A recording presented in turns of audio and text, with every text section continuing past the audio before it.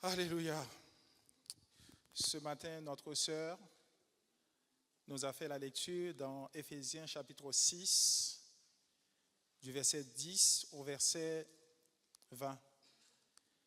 À travers ce chapitre, nous avons vu que l'apôtre Paul nous a exhortés de nous revêtir des âmes de Dieu. Mais c'est comme si il nous dit, ce n'est pas suffisant de porter seulement les âmes. Mais au verset 18, il nous a dit, faites en tout temps par l'Esprit toutes sortes de prières et de supplications et veillez à cela avec une entière persévérance et priez pour tous les saints. Donc là, ce matin, nous allons parler de la prière. Vu qu'au verset 18, il nous est demandé de faire toutes sortes de prières en tout temps par l'Esprit, nous allons vous en parler de 3 types. Nous allons examiner 3 types de prières. Premièrement, la prière, bien entendu. Deuxièmement, l'adoration. Et troisièmement, la louange. Donc, nous allons voir dans le combat chrétien, la prière est une arme puissante et indispensable dans ce combat. Donc, nous allons voir aussi que la prière est la clé des ressources qui sont en Christ et aussi la clé de notre dépendance à l'égard de Dieu.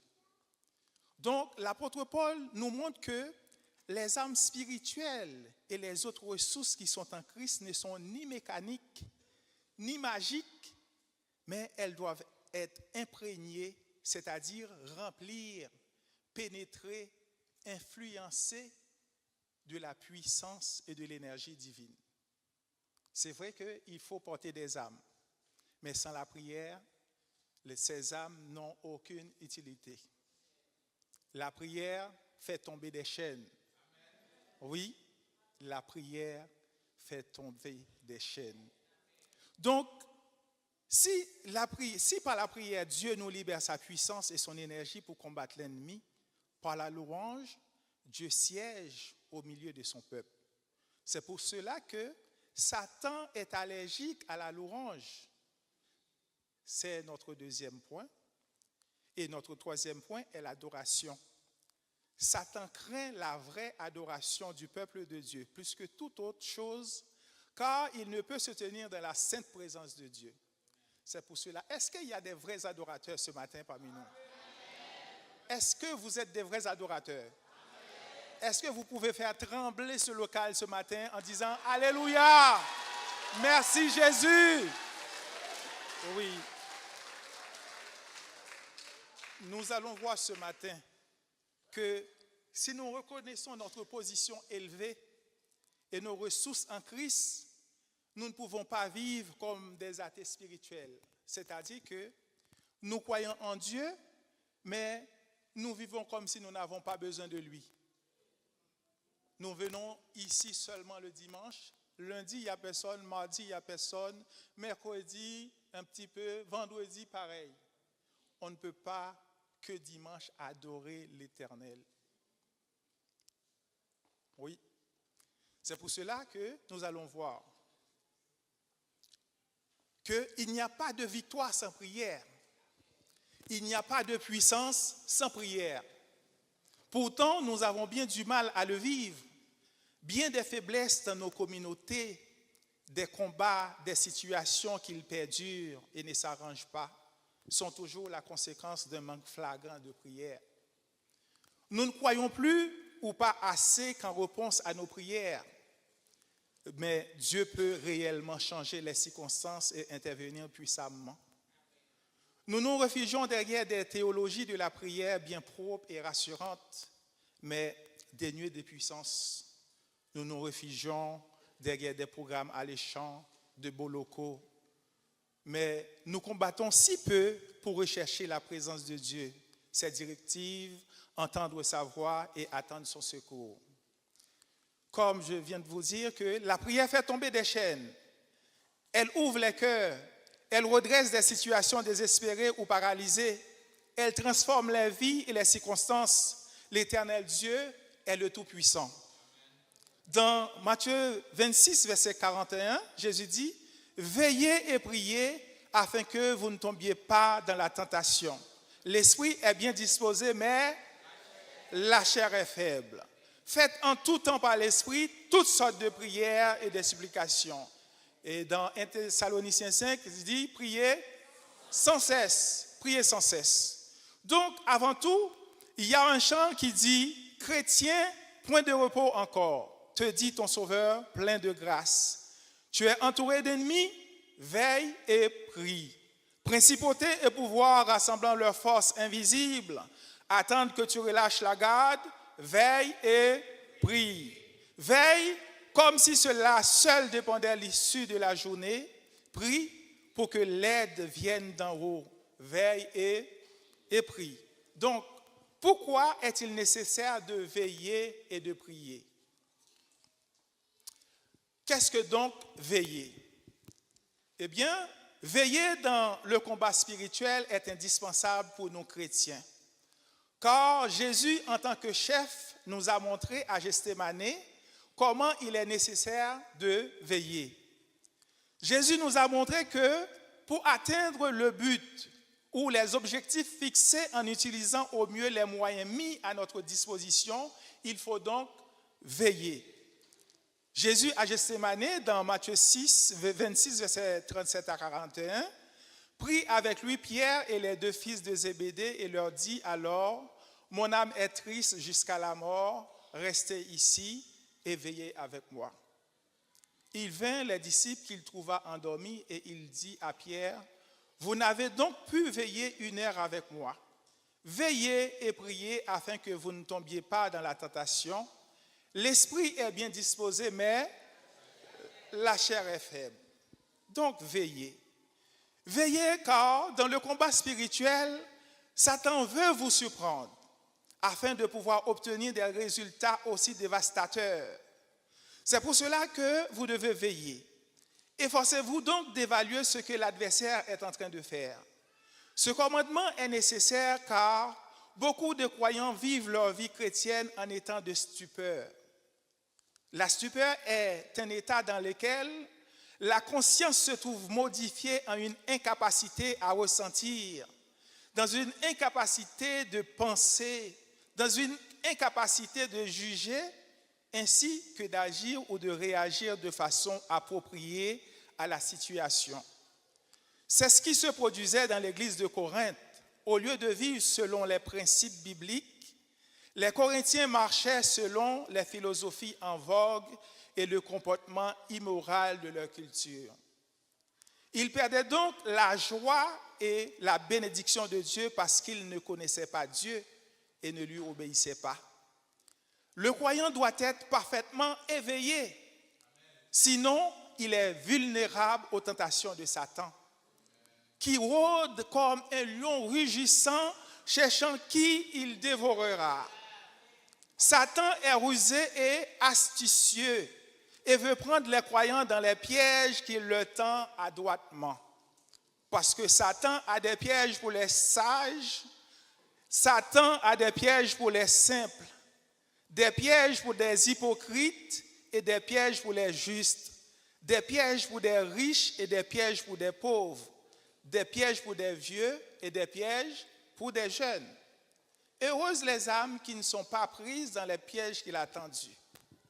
Veillez et priez afin que vous ne tombiez pas dans la tentation. L'esprit est bien disposé, mais la chair est faible. Dans Éphésiens 6, 18, apôtre Paul nous exhorte donc à faire en tout temps par l'esprit toutes sortes de prières et de supplications. Donc, comme nous avons dit, nous allons examiner ce matin 3 types de prières, qui c'est la prière, l'adoration et la louange. La prière, donc, est un don de la grâce et une réponse décidée de notre part. Elle suppose toujours un effort. La prière est un combat contre nous-mêmes et contre les ruses du tentateur qui fait tout pour nous détourner de la prière et de l'union à notre Dieu. C'est pour cela que la prière est un combat, parce que Satan a son stratégie. La stratégie de Satan, c'est de nous isoler. Lorsqu'un pays attaque un autre pays, qu'est-ce qu'il fait? Il coupe, il attaque la communication. Pas de communication, on ne sait pas quoi faire. On ne sait pas quoi faire. Et c'est ce qui est arrivé en Ukraine. Avant l'intervention de la Russie, il attaque le système informatique. Pas de communication. Pas de communication. C'est la stratégie de Satan. Donc, ce matin, notre combat, c'est la prière contre les ruses du tentateur qui fait tout pour nous détourner de la prière, de l'union à notre Dieu. Parce qu'on prie comme on vit, parce qu'on vit comme on prie. Si l'on ne veut pas habituellement agir selon l'esprit du Christ, on ne peut pas non plus habituellement prier en son nom. Parce que la prière est la vie du cœur nouveau. Elle doit nous animer à tout moment. Or, nous oublions celui qui est notre vie et notre tout. C'est pourquoi les pères spirituels dans la tradition des théonomes et des prophètes insistent sur la prière comme souvenir de Dieu. C'est un réveil fréquent de la mémoire du cœur. Il faut se souvenir de Dieu plus souvent qu'on respire. L'apôtre Paul nous exhorte dans Éphésiens 6, 18 à faire en tout temps, par l'Esprit, toutes sortes de prières et de supplications. Faites en tout temps par l'Esprit toutes sortes de prières. Qu'est-ce que cela veut dire? Eh bien, s'il nous est demandé de prier en tout temps par l'Esprit, cela veut dire que prier en tout temps, ce n'est pas de réciter ou de faire des répétitions. Lundi, notre Père qui es aux cieux, que ton nom soit sanctifié. Et mardi, pareil, oh bon Dieu, on connaît toute bagaille. Mais non. Faites en tout temps, par l'Esprit, toutes sortes de prières. Donc, qu'est-ce que ça veut dire, prier en tout temps? Eh bien, prier en tout temps, c'est de vivre sa vie dans la présence de Dieu. En étant conscient de Dieu, en offrant sa vie entière à Dieu en communion. Il faut aimer Dieu. Il faut avoir une intimité avec Dieu. Il faut être toute la journée en relation avec ton Dieu. Tu ne peux pas vivre comme si tu n'as pas besoin de Dieu. Non, on ne peut pas. On sait que avoir la communication avec Dieu, c'est avoir la clé pour libérer toutes les ressources qui sont en Christ. Parce que tout est en Christ. Il faut avoir la clé. Il faut prier. Parce que dans 1 Jean 1, verset 3, l'apôtre Jean a écrit « Ce que nous avons vu et entendu, nous vous l'annonçons à vous aussi, afin que vous aussi vous soyez en communion avec nous. Or, notre communion est avec le Père et avec son Fils Jésus-Christ. » Dieu veut avoir une relation étroite et personnelle, une relation d'intimité et de confiance avec vous. Et la prière est peut-être la plus grande expression de cette communion ici sur la terre. Dans le psaume 55, verset 18a, David dit « Le soir, le matin et à midi, je soupire et je gémis et il entendra ma voix. » À cette époque, dans cette lamentation individuelle, David repent son cœur devant le Seigneur parce qu'un ami proche vient de le trahir. David dit « Remets ton sort à l'Éternel. » Vous ici ce matin, remettez votre sort à l'Éternel. Parce que l'Éternel Dieu le Tout-Puissant vous soutient dans vos luttes, dans vos combats de la vie tout le jour. Dieu vous soutiendra. Remettez votre sort à l'Éternel. Priez en tout temps afin d'être prêt dès que la bataille commence. Donc la prière doit être l'atmosphère permanente dans laquelle le soldat doit vivre et combattre. Les armes les plus puissantes deviendraient inutiles aux chrétiens sans la prière. Oui, c'est vrai, de revêtir de toutes les armes de Dieu, mais sans la prière, ces armes sont inutiles, sans puissance. sans puissance. C'est pourquoi l'apôtre nous exhorte, comme nous venons de voir, que, dans les épîtres aux Éphésiens, à revêtir de toutes les armes de Dieu afin de pouvoir résister dans les mauvais jours et tenir ferme après avoir tout surmonté. Verset 17, il dit, « Prenez aussi le casque du salut et l'épée de l'esprit qui est la parole de Dieu. Mais limitez, faites en tout temps par l'esprit toutes sortes de prières et de supplications. » Donc c'est comme si l'apôtre Paul joint, et c'est comme si il a collé, faites en tout temps par l'esprit avec les armes que nous devons prendre. C'est vrai, oui, nous avons les armes. Oui, nous sommes soldats de Christ, mais sans la prière, vous n'êtes rien du tout. Sans la prière, il n'y a pas de puissance. Et où se trouve la puissance de Dieu? Dans la prière. C'est à travers la prière. Dieu nous libère sa puissance à travers la prière. Oui, ce matin, il n'est pas suffisant pour le chrétien de connaître l'ennemi, ni de se revêtir de la meilleure armure qui soit. Tout cela est sans efficacité si le soldat ne possède pas la force nécessaire pour faire face à l'adversaire et utiliser ses armes. La prière est la puissance cachée derrière son armure. C'est elle qui donnera de l'efficacité à toutes ses armes et lui permettra de sortir victorieux du combat. En ce sens de prier, nous perdons toute notre énergie, nos forces et nous voulons expérimenter la victoire dans notre combat contre l'ennemi. Donc, le rôle de la prière dans le port de l'armure d'Éphésiens est très important parce que c'est elle qui donne aux âmes toute leur efficacité. Dans le texte grec, l'apôtre Paul veut démontrer que la ceinture de la vérité, la cuirasse de la justice, le casque du salut et toutes les autres armes ne sont efficaces que par la prière et que toute cette armure ne nous sera utile que si nous prions. Le moyen le plus rapide pour mettre une église ou un chrétien sur pied est de le mettre à genoux. Parce que la prière ne changera pas toujours toutes les données, mais une chose est certaine, elle nous transformera. Certaines fois, les circonstances peuvent parfois rester les mêmes, mais si nous nous sommes changés, elles n'auront plus d'impact sur nous et nous saurons rester vainqueurs en toute situation. Il nous est non seulement demandé de prier, mais encore de faire toutes sortes de prières. Cela inclut, entre autres, la confession de nos péchés, l'humiliation, la consécration, l'intercession, l'action de grâce, la louange et l'adoration. Nous devons être aussi persévérants dans la prière car l'efficacité des âmes dépend d'une intercession qui ne se relâche pas. Cela ne signifie pas que nous pouvons par ce moyen imposer notre volonté au Seigneur, mais plutôt que nous cherchons ardemment à faire la sienne sur cette terre. Aucune bataille n'est facile au point de la remporter sans prière. Seulement le Saint-Esprit peut nous donner la victoire et par ce moyen nous communiquer sa puissance. Nos prières doivent être sincères et vivantes, toujours en harmonie avec les Écritures, si nous voulons qu'elles soient entendues et agréées par Dieu.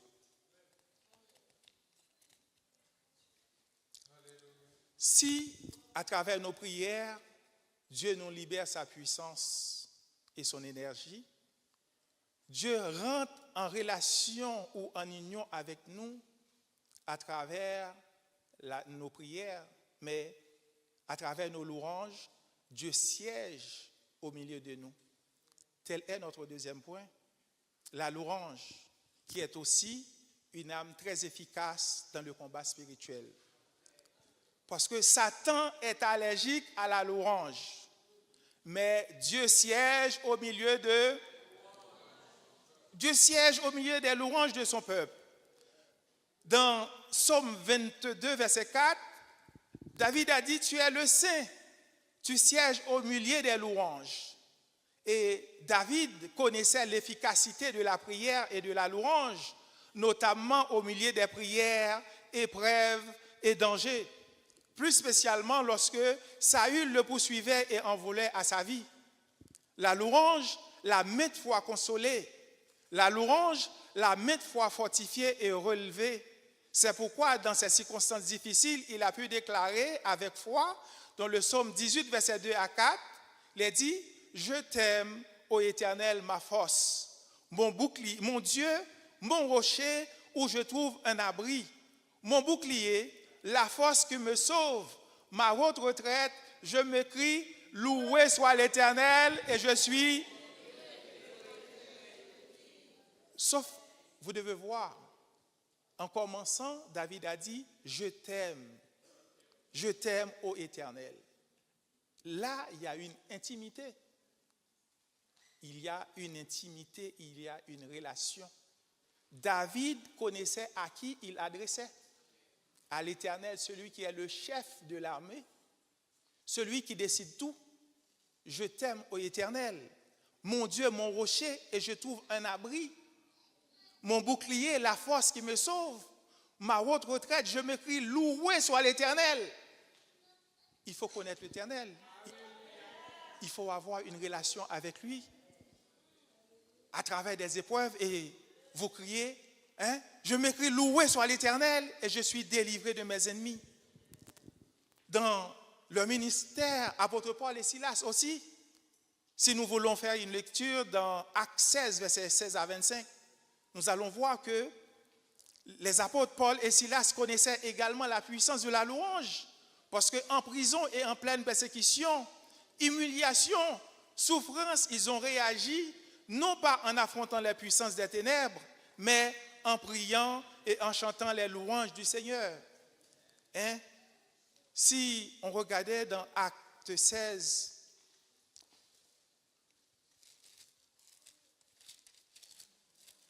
il y a un point très important. Lorsqu'on loue, qu'est-ce qui se passe? Hein? Parce que quand Dieu descend, il descend avec sa puissance, il descend avec son autorité, il descend avec sa sainteté. Et là, nous voyons qu'au verset 25, il est dit, vers le milieu de la nuit, Paul et Silas priaient et chantaient les louanges de Dieu, et les prisonniers les entendaient. Tout à coup, il se fut un grand tremblement de terre, en sorte que les fondements de la prison furent ébranlés. Au même instant, toutes les portes s'ouvrirent et les liens de tous les prisonniers furent rompus. C'est ça la louange. Hein? La louange, être vrai. Parce que Dieu voit ton cœur. Dieu voit si tu es vrai. Hein? Lorsqu'on est vrai, on ne s'occupe pas de nos problèmes. Ce n'est pas notre affaire, c'est l'affaire de l'Éternel. Priez et chantez, et l'Éternel s'occupe du reste. Cherchez premièrement le royaume de Dieu et sa justice, et les autres, nous serons venus par-dessus tout. C'est l'Éternel qui nous libère. C'est en lui que nous avons le vouloir et le faire. C'est en lui que nous sommes bénis de toutes sortes de bénédictions. Notre force est en Christ. Priez, chantez. Parce que Satan est allergique à la louange. Satan est allergique à la louange. Oui. Donc, ce matin, nous pouvons voir que dans les pires circonstances, le Seigneur accordera une grâce spéciale à ceux qui sont dans sa volonté et qui souffrent à cause de son nom. L'Esprit de gloire, l'Esprit de Dieu repose sur ceux qui souffrent pour le nom de Jésus. Comme eux, sachons utiliser cette âme puissante qui est la louange. Passons davantage de temps à louer le Seigneur. Louons-le pour les bénédictions passées, les bonnes choses qu'il a faites dans notre vie et que nous avons oubliées.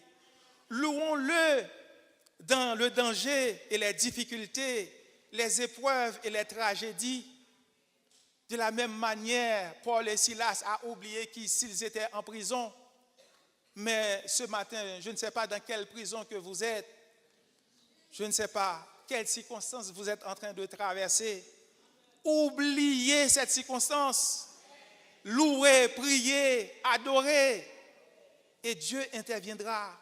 Et lorsqu'il intervient avec sa puissance, avec son autorité et avec sa sainteté. Et Satan ne peut pas se tenir devant la sainte présence de Dieu. C'est pour ça qu'il est allergique. C'est pour cela que Satan cherche à nous détourner de notre Dieu.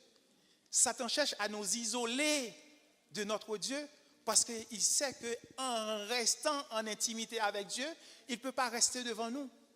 Il n'a pas sa place ici parce que nous louons, parce que nous sommes des vrais adorateurs. Satan n'a pas sa place ici. Oui, donc Dieu est grand, comme sachons utiliser cette âme puissante qui est la louange.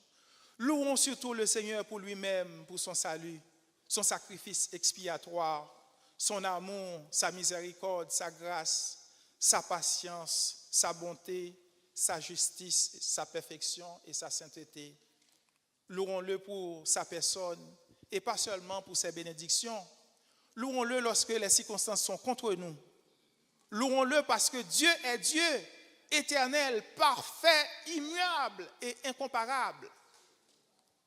Louons Dieu pour son Fils, pour la croix, pour la résurrection et les promesses certaines de son retour.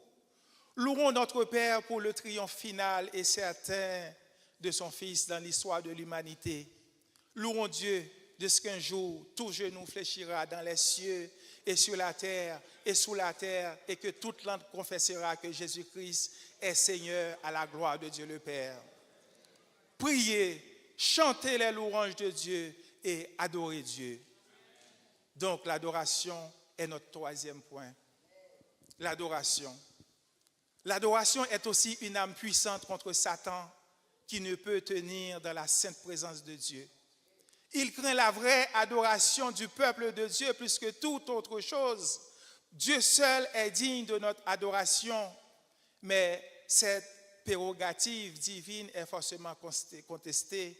Satan essaie de la voler à Dieu et l'homme est tenté d'adorer mille et une autres choses que Dieu, le Seigneur Jésus, est venu la restaurer sur cette terre. Il cherche de vrais adorateurs qui adorent Dieu, le Père, en esprit et... Vous vous rappelez l'entretien de Jésus avec la femme samaritaine? L'heure vient, voici l'heure vient, elle est déjà venue que ceux qui adorent le Père l'adorent en... Est-ce qu'il y a des vrais adorateurs ce matin?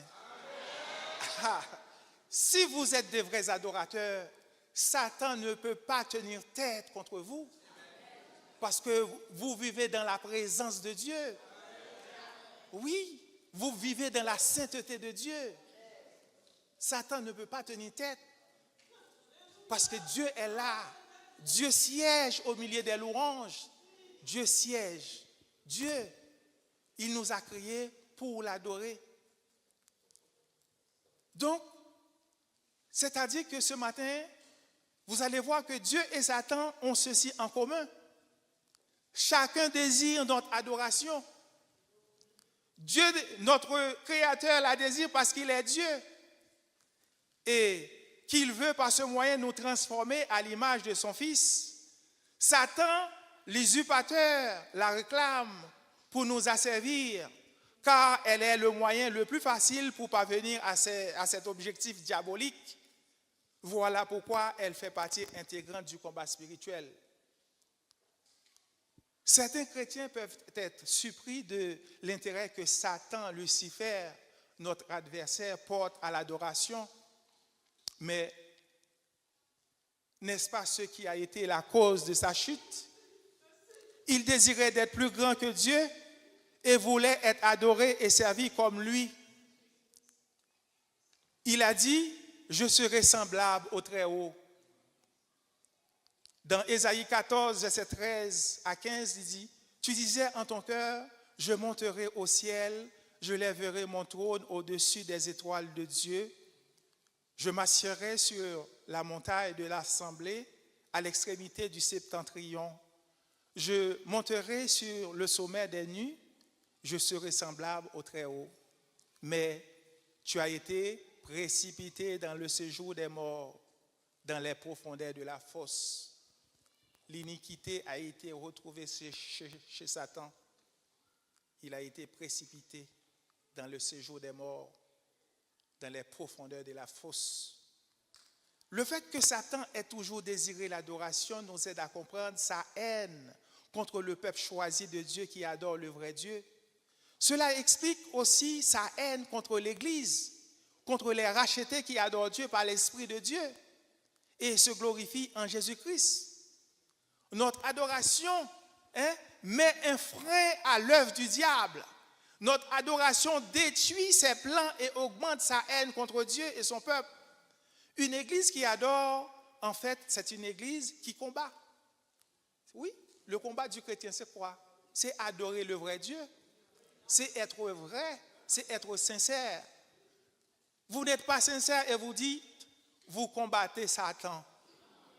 Et vous n'êtes pas sincère.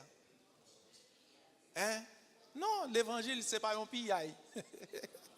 Non, il faut être vrai. Si vous voulez venir après moi, il faut renoncer à soi-même. Il faut prendre sa croix et me suivre. Tu ne peux pas servir Dieu et Mammon. Tu ne peux pas. C'est soit l'un ou l'autre. Si tu veux combattre, mais sois un vrai adorateur. Sois vrai. Sois vrai. Ce matin, sache que Dieu attend que tu fasses le bon choix.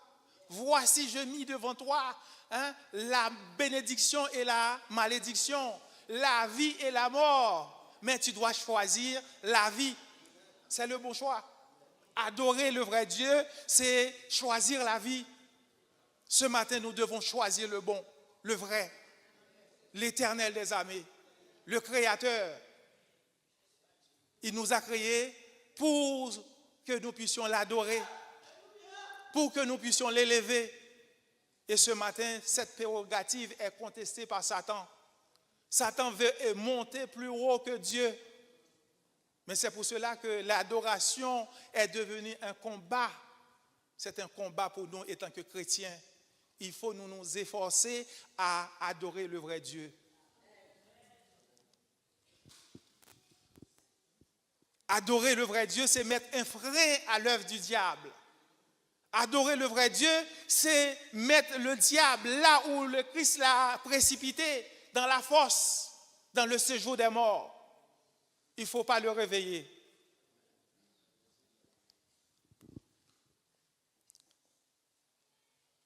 Oui, l'objectif suprême de notre adoration doit être Dieu et non ses bénédictions ou ses dons. Pourquoi devons-nous adorer Dieu? C'est parce qu'il est Dieu et qu'il en est digne. Et non d'abord parce que cela nous fait du bien ou que nous désirons passer un bon moment ensemble. Si vous êtes venus ce matin, c'est pour adorer Dieu. Ce n'est pas pour faire des copinages. Tu viens pour adorer. Adorer Dieu. Les yeux fermés. Adore. Tu viens ici pour adorer. En adorant, vous voyez que le diable ne peut pas se tenir ici. Le diable ne peut pas se tenir. Parce qu'il y a la présence de Dieu. Dieu siège ici parmi nous.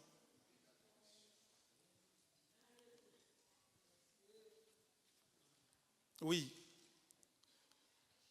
L'objectif de toute véritable adoration est avant tout la personne de Dieu et non ce que nous pouvons recevoir de lui. En adorant, nous nous oublions nous-mêmes pour nous concentrer uniquement sur le Sauveur et Seigneur Jésus-Christ. Ce qui nous permet d'être transformés de gloire en gloire à son image. C'est dans l'adoration que nous reconnaissions la grandeur de notre Dieu. Qu'est-ce qui nous est dit? Paul et Silas, les chaînes se sont rompues, les portes de la prison sont... C'est la présence de Dieu. C'est la présence de Dieu qui fait tout. Tout a été créé en Christ et pour Christ. Et tout est en Christ. Et nous sommes bénis en Christ. Notre force est en Christ. Adorons Christ. Oui, c'est dans l'adoration que nous reconnaissons la grandeur de notre Dieu et que nous nous abandonnons à lui pour être changés, purifiés et ensuite envoyés pour le servir. L'adoration est la soumission de tout notre être pour faire la volonté de Dieu.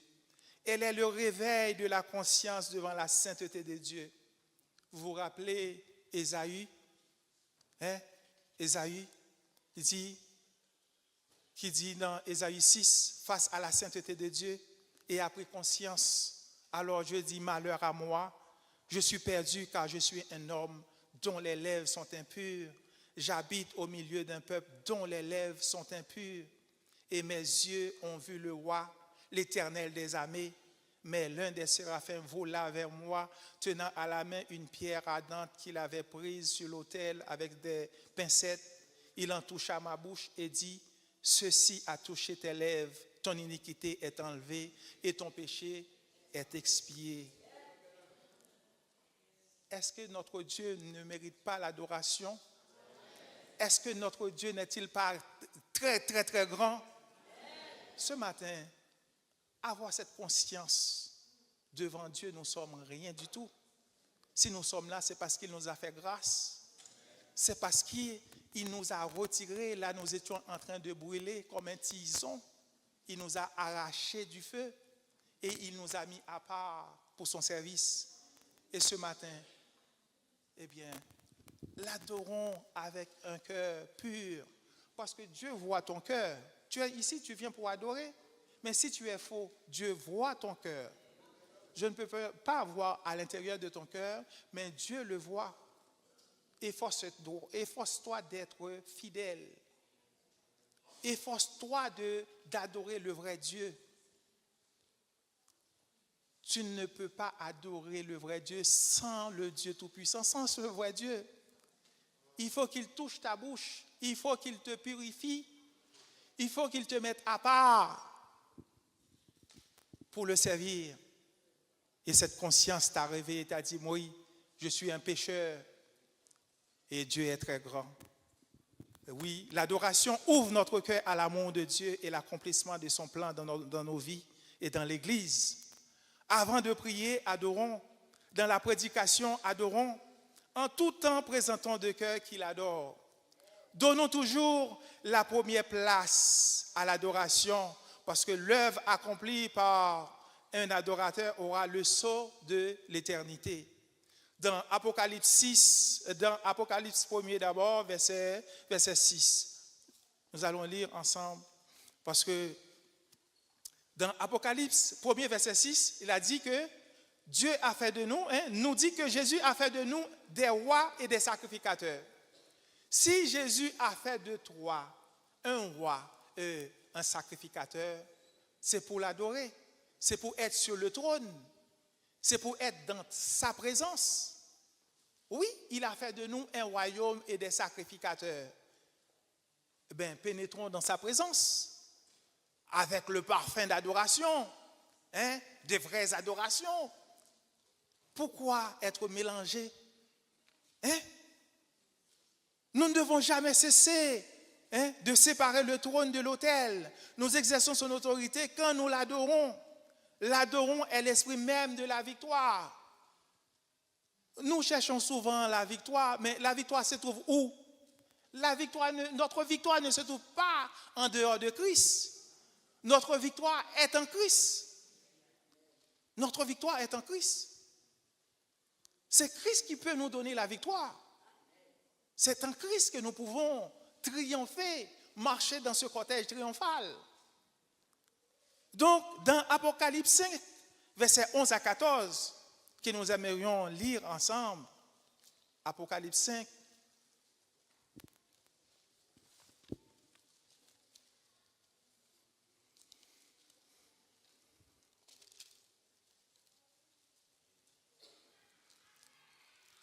à 14, êtes-vous prêts?